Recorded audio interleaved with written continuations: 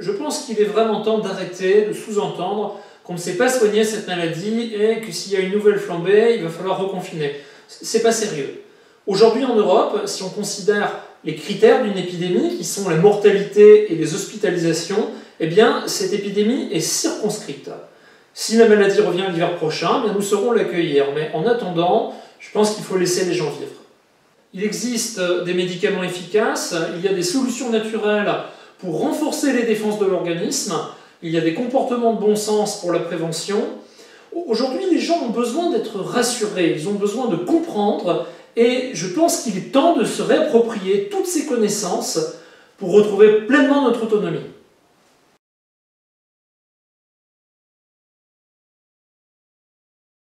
Il faut bien comprendre que le plus dangereux, ce qui va faire évoluer vers les cas graves, ce sont les bactéries. En fait, un virus, c'est jamais quelque part qu'un morceau d'ADN, ce qui me semble très insuffisant pour tuer quelqu'un. En revanche, un virus peut venir bousculer le microbiote, c'est-à-dire les bactéries que nous hébergeons naturellement. Et chez une personne qui est déjà fragilisée, eh bien, ces bactéries peuvent se retourner contre nous. Ça n'a rien de nouveau, nous savons très bien le soigner. On a encore à l'esprit cette terrible grippe espagnole de 1918, qui a servi d'ailleurs à alimenter les fantasmes sur le Covid. Par contre, ce qu'on oublie de dire, c'est que des autopsies ont montré que beaucoup de gens à l'époque sont morts en fait de complications bactériennes, parce que les antibiotiques n'existaient tout simplement pas. Tandis qu'aujourd'hui, ces antibiotiques, nous les avons, et ceux qui fonctionnent très bien sont des anciens médicaments, comme l'azithromycine, comme la doxycycline. Et comme ils ne coûtent pas grand-chose, eh bien les pays pauvres ne soignent qu'avec ça. Et d'ailleurs, dans le Covid, ils ont eu une mortalité bien moindre que dans les pays riches, ce qui devrait quand même nous interpeller. Le Covid a été bien sûr l'occasion pour un certain nombre de chercheurs d'étudier le comportement des bactéries. Ce qui est ressorti, c'est que certaines bactéries s'organisent d'une manière qui, à elle seule, peut expliquer la maladie. Elles sont capables de proliférer dans les tissus des poumons et des vaisseaux sanguins, de créer des niches au sein même des tissus, ce qui va exacerber les phénomènes inflammatoires, ce qui va bloquer l'oxygénation du sang, et ce qui va entraîner des détresses cardio-respiratoires. Le Covid, une fois qu'il est bien installé, est donc une maladie bactérienne et non virale. Et d'ailleurs, la charge virale est souvent très faible, voire inexistante, chez les malades au stade avancé. C'est d'ailleurs pas spécifique au Covid, beaucoup d'infections virales sont souvent aussi bactériennes à un moment donné. L'usage d'antibiotiques sélectifs ne devrait en tout cas jamais être écarté, y compris en début d'infection. Les bactéries pathogènes, ou qui sont devenues pathogènes par les circonstances, ont une organisation particulière qu'on appelle des biofilms, ce qui va leur permettre de se mettre hors de portée de nos défenses immunitaires et malheureusement aussi des médicaments courants. Il se trouve justement que l'hydroxychloroquine et l'azithromycine sont des molécules capables d'aller chercher les bactéries au cœur de ces biofilms. En fait, pour s'organiser en biofilms, les bactéries doivent pouvoir communiquer par des signaux. L'hydroxychloroquine et l'azithromycine font justement partie des molécules qui empêchent les bactéries de communiquer pour se regrouper. C'est ce qu'on appelle des médicaments bactériostatiques. L'association de l'hydroxychloroquine avec des antibiotiques est tout à fait judicieuse puisque l'hydroxychloroquine va augmenter l'activité des antibiotiques à l'intérieur même des cellules lorsque vous êtes confronté à des parasites intracellulaires. De tels parasites ont été observés dans un certain nombre de cas du Covid qui s'étaient chronicisés, faute de traitement adéquat dès le départ. C'est exactement le même processus qui est à l'œuvre dans la maladie de Lyme, elle aussi, hélas, déconsidérée par la médecine conventionnelle.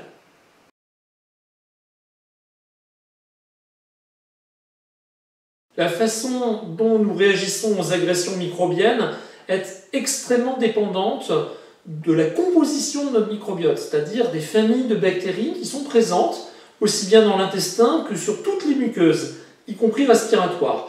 Cette importance du microbiote sur l'efficacité du système immunitaire est aujourd'hui reconnue, validée, elle est de plus en plus étudiée, aussi bien en prévention que pendant le traitement de toute infection. En fait, il n'y a pas les bonnes bactéries d'un côté, les mauvaises de l'autre, il y a celles qui sont à leur place et celles qui ne le sont pas. C'est essentiellement une question de nombre et de répartition.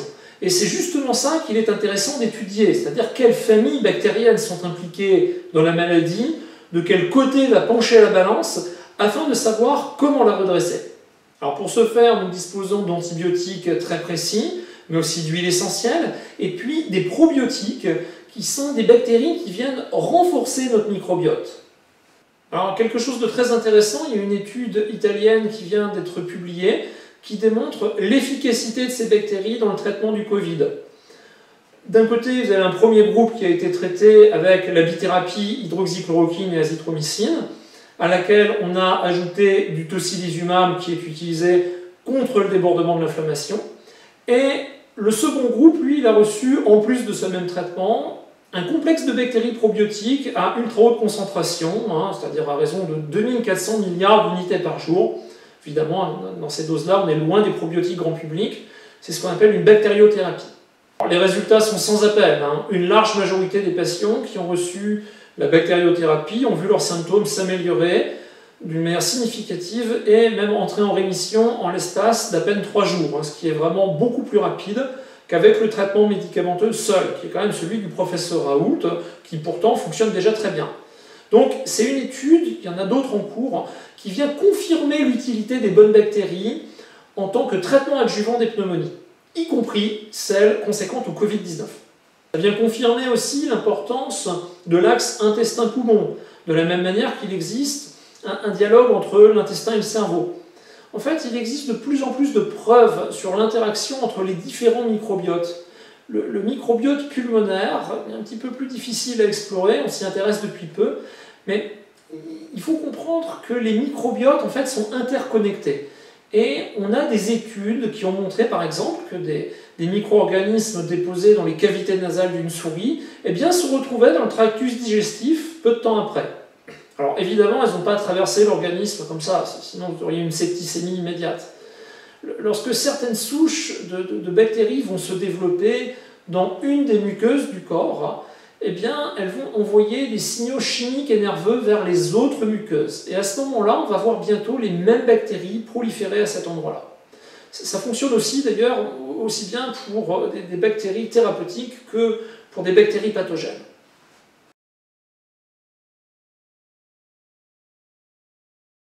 L'état micronutritionnel de chaque individu, c'est-à-dire est-ce que nos cellules disposent de toutes les vitamines, de tous les minéraux, de tous les oligo-éléments, les acides aminés, les acides gras, ça a une importance qui est de plus en plus documentée scientifiquement sur nos capacités à affronter une infection, que celle-ci soit bactérienne ou virale. Si cet état est mauvais, nous partons au combat avec un désavantage certain. D'abord le zinc, qui est l'oligo-élément qui est le principal activateur des enzymes du système immunitaire. Nous savions déjà qu'une carence majeure était synonyme de forte diminution de nos capacités de défense et donc d'une plus grande vulnérabilité aux infections. Et là, plus récemment, nous avons appris que des micro-carences augmentent aussi le risque inflammatoire. Le zinc a d'ailleurs été ajouté avec succès à la chloroquine et à l'azithromycine par un certain nombre de médecins. Il y a aussi une activité antivirale directe, y compris face au coronavirus. Le zinc va bloquer en fait le déshabillage des virus et la transcription du génome du virus, ce qui va l'empêcher de se répliquer. Et puis vous avez les antioxydants qui sont là pour encadrer la production de radicaux libres produits par le système immunitaire. On a beaucoup parlé de la tempête de cytokines dans les cas sévères du Covid. Ces cytokines de l'inflammation sont devenues trop nombreuses, incontrôlées, incontrôlables, et peuvent alors créer des lésions irréversibles, voire fatales. Alors pour éviter que ça arrive, nos cellules sont normalement protégées par un système antioxydant qui est composé de différents micronutriments, qui sont la vitamine A, la vitamine du groupe B, vitamine C, vitamine E, le sélénium, le zinc, le cuivre, la coenzyme Q10 aussi. Or, ce pool d'antioxydants est insuffisant chez beaucoup de gens. Et là, on a une grosse carte à jouer au niveau de la prévention. Ensuite, vous avez la vitamine D, bien sûr. Une équipe de l'université de Dublin vient de publier récemment un rapport massif sur l'importance de la vitamine D dans cette épidémie de Covid. Les résultats sont sans appel, ils sont sans surprise non plus, à savoir qu'une grande partie de la population manque de vitamine D. Que nos aînés en particulier ont d'importantes carences en vitamine D et que ces carences ont un impact négatif important sur leur réponse à l'épidémie. La vitamine D, en fait, si vous voulez, c'est une grande régulatrice du système immunitaire, c'est-à-dire que pour que le système immunitaire réponde ni trop ni trop peu. Les personnes carencées ont souvent tendance soit à ne pas répondre suffisamment aux infections, soit à y répondre trop fort, soit à s'enliser dans des chronicisations. Son rôle dans la prévention et aussi dans l'accélération de la guérison des infections respiratoires est établi. Et puis vous avez les antioxydants qui sont là pour encadrer la production de radicaux libres produits par le système immunitaire. On a beaucoup parlé de la tempête de cytokines dans les cas sévères de Covid, ces cytokines de l'inflammation qui deviennent trop nombreuses, qui deviennent incontrôlées, incontrôlables, peuvent alors créer des lésions irréversibles, voire fatales.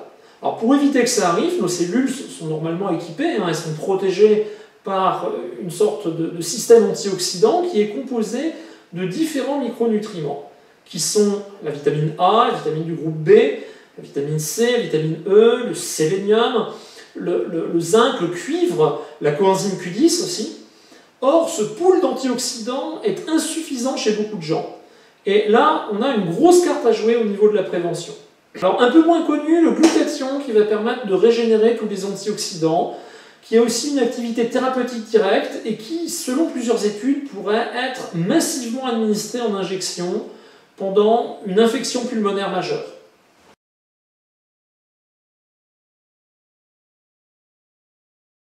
Alors le curcuma, c'est une plante anti-inflammatoire qui est bien connue, qui a été désignée sans doute un peu hâtivement parmi les plantes à éviter en cas d'atteinte par le Covid.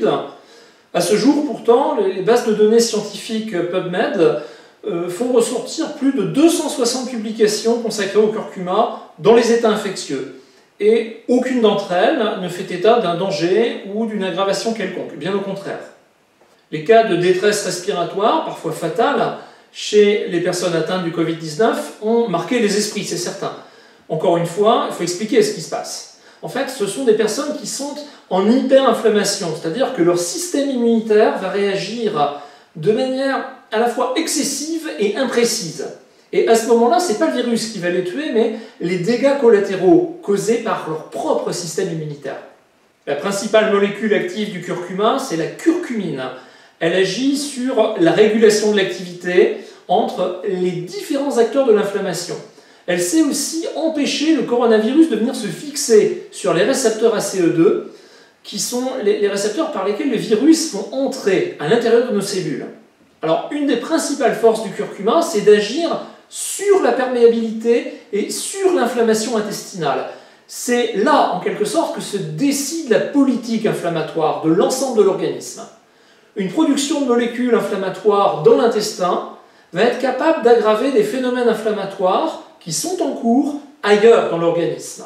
Il existe une molécule qui sert à stimuler l'inflammation, qui s'appelle le lipopolysaccharide, qui est produite par les bactéries intestinales.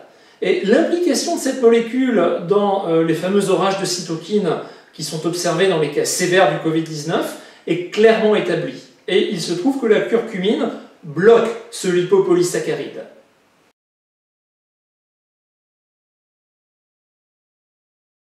Déjà, jamais cette épidémie n'aurait dû créer une telle panique. Notre civilisation dispose de suffisamment de connaissances et de moyens pour faire face à ce genre de situation. Alors évidemment, si vous réduisez considérablement les moyens des hôpitaux, que vous empêchez les médecins libéraux de traiter précocement en vous immisçant dans leur liberté de prescrire, que vous déresponsabilisez les gens en leur disant qu'ils sont impuissants, qu'ils ne peuvent rien faire par eux-mêmes pour se protéger, pour se soigner, et évidemment vous allez obtenir une pandémie importante. Mais c'est une pandémie que vous allez créer. Alors, on peut entendre ou lire dans les grands médias que les cas augmentent. Ces médias oublient souvent de préciser qu'il s'agit la plupart du temps de personnes testées positives et non de personnes malades. La différence est importante quand même. Un test positif sans symptômes, ça ne peut pas s'appeler un malade. Et une épidémie sans malade, il va falloir m'expliquer ce que c'est.